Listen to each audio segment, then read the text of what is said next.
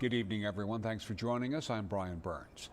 Now that most of the rain has moved out of the area, there's still concern for flooding in some parts of the coastal bend, including an alert tonight for Refugio County, residents living around the Mission River in particular. The National Weather Service has adjusted the flood forecast to 31 feet, and the Refugio Volunteer Fire Department is going door to door to advise residents in the area. They want to make it clear they are not calling for evacuations, just wanting to make them aware of the possibility of flooding. More water continues to flow from the Blanco and Medio creeks. And the Beeville Fire Department sharing these images on social media today of a vehicle partially submerged in high water. These images from the Blanco Creek area near Blanconia, that's between Beeville and Refugio.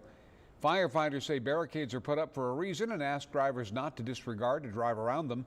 Doing so could put your life or someone else's at risk.